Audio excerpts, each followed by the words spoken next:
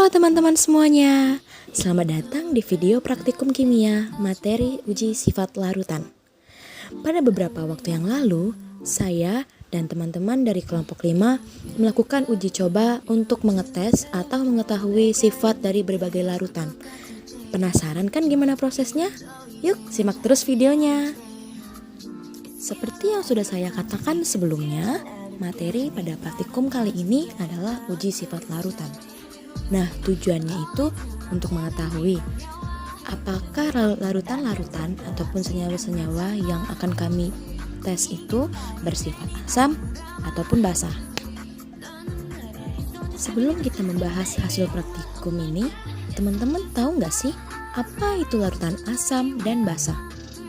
Asam dan basa merupakan dua golongan zat kimia yang sangat penting dalam kehidupan sehari-hari. Menurut teori Arrhenius, zat dalam air yang menghasilkan ion OH- adalah basa. Nah, berkaitan dengan sifat asam dan basa, larutan dikelompokkan menjadi 3 larutan, yaitu larutan asam, basa, dan netral. Selain itu, asam basa ternyata memiliki sifat-sifat yang berbeda, sehingga kita bisa dapat menentukan sifat dari suatu larutan. Nah, teman-teman, untuk menentukan larutan bersifat asam atau basa, ada beberapa cara. Yang pertama, menggunakan indikator warna yang akan menunjukkan sifat suatu larutan dengan perubahan warna yang terjadi. Sifat asam dan basa suatu larutan dapat juga ditentukan dengan mengukur pH-nya. pH merupakan suatu parameter yang digunakan untuk menyatakan tingkat keasaman larutan. Larutan asam memiliki pH yang kurang dari 7, larutan basa memiliki pH lebih dari 7, sedangkan larutan netral memiliki pH sama dengan 7. pH suatu larutan dapat ditentukan dengan indikator pH atau dengan pH meter. Adapun landasan teori dari praktikum ini yaitu, setelah dilakukan pengukuran dengan cermat, ternyata air murni mengandung ion dalam jumlah kecil sekali. Hal tersebut disebabkan oleh terjadinya reaksi asam basa karena molekul air atau autoionisasi dan membentuk kesetimbangan. Sehingga dapat kita lihat H2 plus H2O membentuk kesetimbangan H3O plus ditambah OH-. Dengan kata lain, air adalah elektrolit sangat lemah, dan bila H3O plus disederhanakan menjadi H, maka kesetimbangan itu ditulis sebagai H2O menghasilkan kesetimbangan H plus ditambah OH. Derajat ionisasi air sangat kecil, maka jumlah air yang terion dapat diabaikan sehingga konsentrasi air yang tidak terion dapat dianggap konstan. Maka dari itu terbentuklah Kc konsentrasi H2O sama dengan Kw sama dengan konsentrasi H+ dikali konsentrasi OH-. Nah, Kw itu adalah konstanta ionisasi air. Pada suhu kamar atau 25 derajat Celcius, Kw sama dengan 10 pangkat min 14. Jika larutan mengandung asam murni, berarti menambah jumlah H+, dan akan menggeser kesetimbangan ke kiri sampai tercapai kesetimbangan baru. Pada kesetimbangan baru, konsentrasi H+ lebih besar daripada OH-. Tetapi perkaliannya tetap.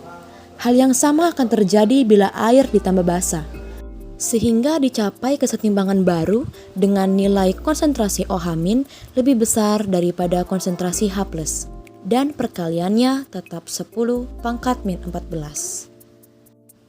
Lalu, ada pula kriteria dan indikator yang dipakai dalam praktikum kali ini. Teman-teman bisa lihat dalam tabel berikut.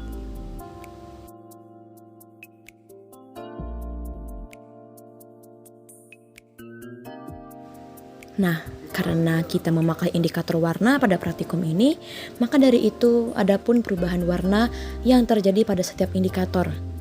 Seperti phenolphthalein atau PP, saat dia bersifat asam, itu tidak berwarna, bersifat basa itu menimbulkan warna merah, dan saat kondisi netral dia tidak berwarna. Lalu untuk metil merah, jika bersifat asam maka akan berwarna merah, jika bersifat basa akan berwarna kuning, dan jika larutan bersifat netral akan berwarna kuning. Dan adapun untuk metil jingga, jika larutan bersifat asam maka akan merubah warna menjadi merah, jika bersifat basa akan menjadi kuning, dan jika bersifat netral akan menjadi kuning. Lalu untuk lakmus merah itu, jika lakmus merahnya tetap berwarna merah, maka larutannya bersifat asam. Tetapi jika lakmusnya berubah menjadi biru, maka berarti larutan bersifat basa. Selanjutnya, alat yang dipakai dalam praktikum ini hanya ada dua. Yang pertama itu pelat tetes, dan yang kedua itu pipet tetes. Lalu bahan-bahannya itu yang pertama ada alkohol atau C2H5OH, larutan HCl, larutan NaOH, larutan NaCl, larutan Na2CO3, larutan CH3COONa, larutan C12H22O11, larutan CH3COOH, larutan Na3PO4, dan yang tentunya ada indikatornya yaitu metil jingga, metil merah, lakmus merah, dan phenolphthalein. Setelah mengetahui alat dan bahan yang digunakan, mari kita simak langkah-langkah kerjanya. Yang pertama-tama, teman-teman siapkan lebih dahulu larutan-larutan tadi, ada 9 larutan. Lalu teman-teman siapkan pelat tetesnya juga. Setelah itu, baru teman-teman tuangkan berbagai larutan tadi ke pelat tetes itu. Dan untuk memudahkan supaya kita mengetahui nama-nama larutannya, teman-teman bisa beri stempel ataupun label.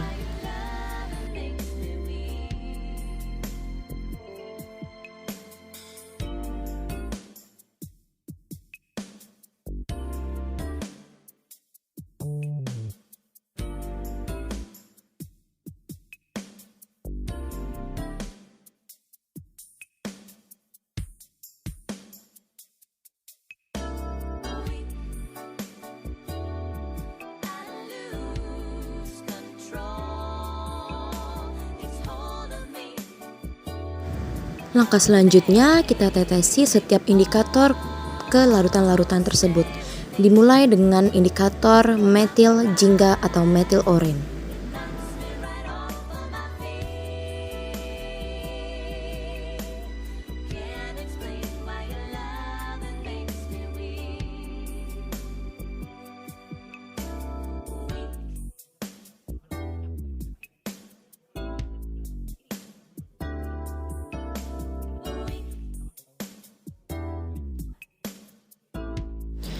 Berikutnya, kita tetesi indikator metil merah ke setiap larutan.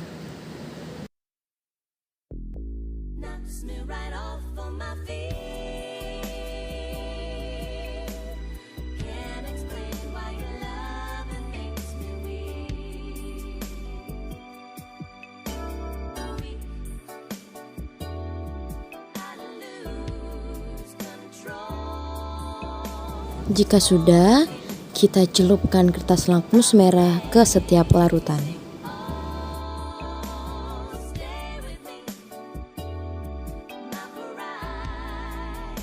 Langkah yang terakhir, kita tetesi indikator phenolphthalein atau PP ke setiap larutan.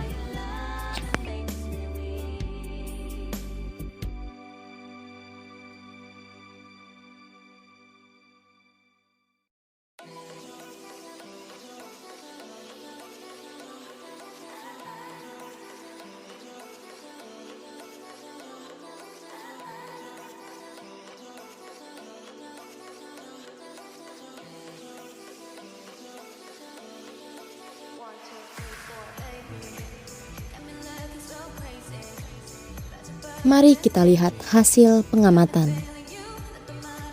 Yang pertama pada larutan NaCl, setelah ditetesi oleh indikator metil jingga berubah warna menjadi kuning.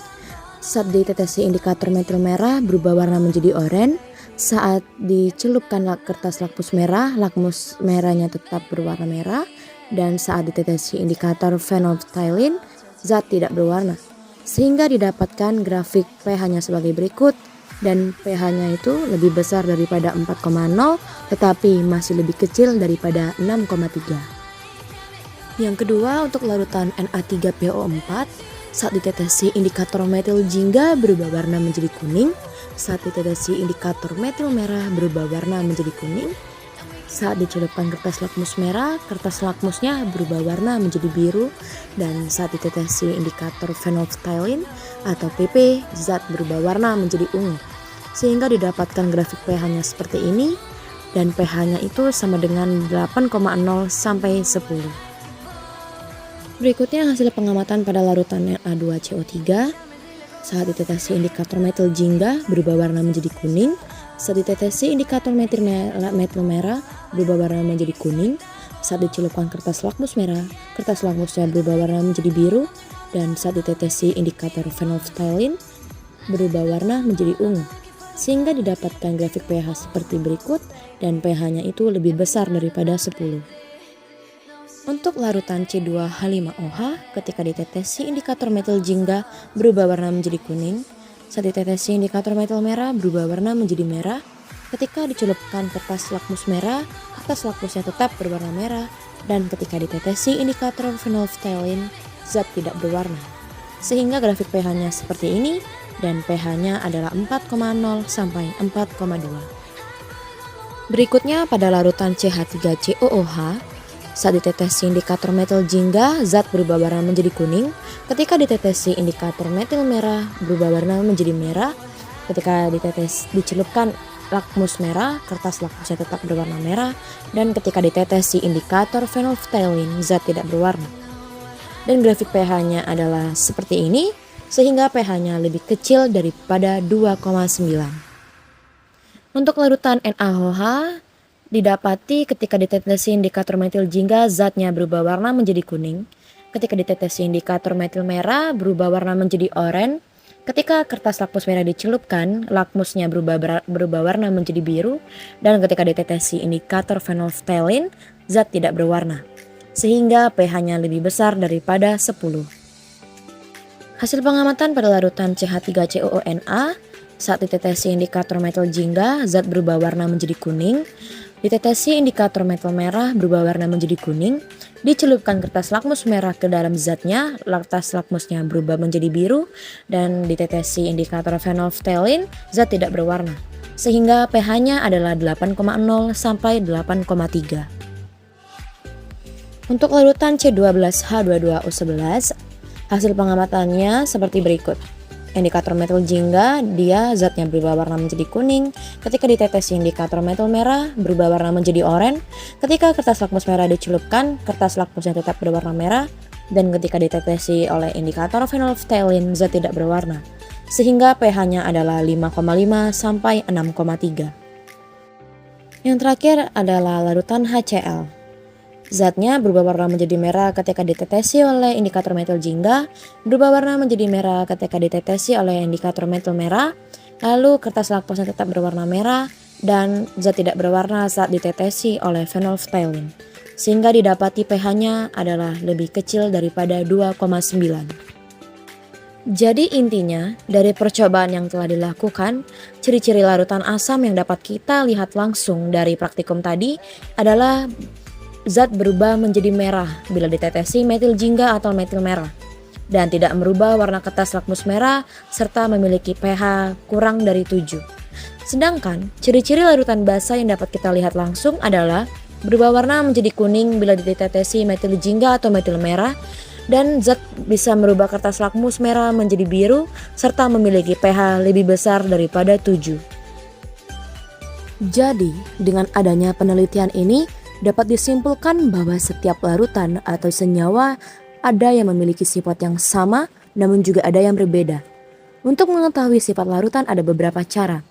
Misalnya memakai kertas lakmus seperti yang ada di praktikum tadi, ataupun memakai kertas pH universal atau memakai pH meter. Akan tetapi, bila suatu senyawa yang akan diteliti bersifat edible atau dapat dimakan, cukup kita cicipi saja rasanya. Dengan demikian kita bisa langsung menyimpulkan apakah zat atau senyawa tersebut bersifat asam atau basa. Berdasarkan hasil eksperimen, berikut ini pengelompokan larutan sampel. Jadi, ternyata kelompok larutan asam itu ada larutan NaCl, C2H5OH, C12H22O11, dan CH3COOH. Dan kelompok larutan basa itu ada larutan Na2CO3, CH3COONA, Na3PO4, dan NaOH. Sedangkan dari penelitian ini tidak didapati larutan yang bersifat netral.